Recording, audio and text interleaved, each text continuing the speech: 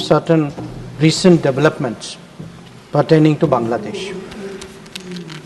As honorable members are aware, India-Bangladesh relations have been exceptionally close for many decades over many governments.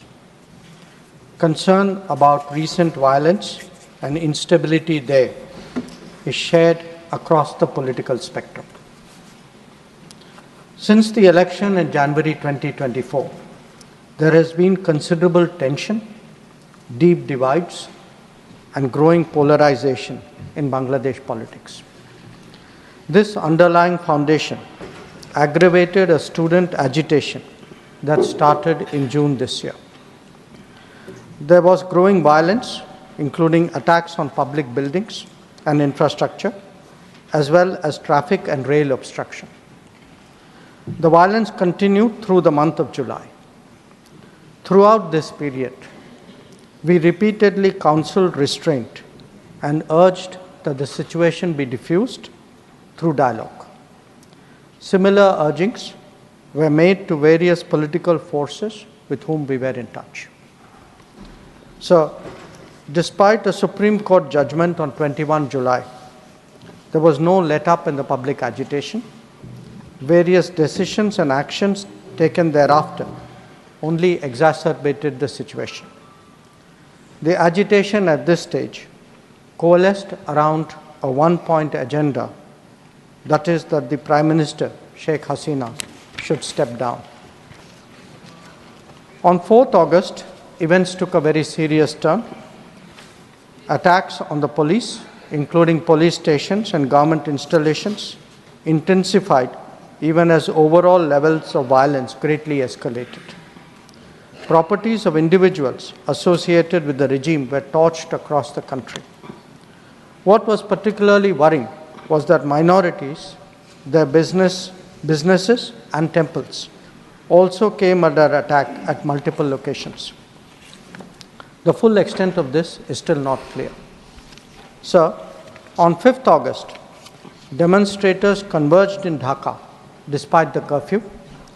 Our understanding is that after a meeting with leaders of the security establishment, Prime Minister Sheikh Hasina apparently made the decision to resign.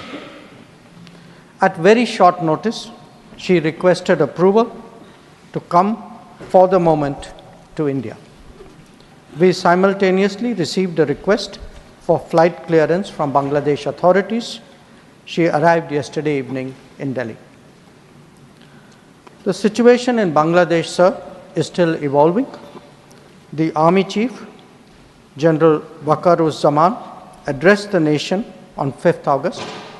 He spoke about assuming responsibility and constituting an interim government. We are in close and continuous touch with the Indian community in Bangladesh through our diplomatic missions. There are an estimated 19,000 Indian nationals there, of which about 9,000 are students. The bulk of the students, however, have already returned to India in the month of July on the advice of the High Commission. In terms of our diplomatic presence, in addition to the High Commission in Dhaka, we have assistant High Commissions in Chittagong, Rajshahi, Khulna and Sylhet. It is our expectation that the host government will provide the required security protection for these establishments. We look forward to their normal functioning once the situation stabilizes. Chairman, sir, we are also monitoring the situation with regard to the status of minorities. There are reports of initiatives by various groups and organizations to ensure their protection and well-being. We welcome that, but will naturally remain deeply concerned till law and order is visibly restored. Our border guarding forces have also been instructed to be exceptionally alert in view of this complex situation. In the last 24 hours, we have also been in regular touch with the authorities in Dhaka. This is the situation as of now. I seek the understanding and support of the House in regard to sensitive issues regarding an important neighbor on which there has always been strong national consensus. Thank you. Debate resumes. Shri Deepak Prakash.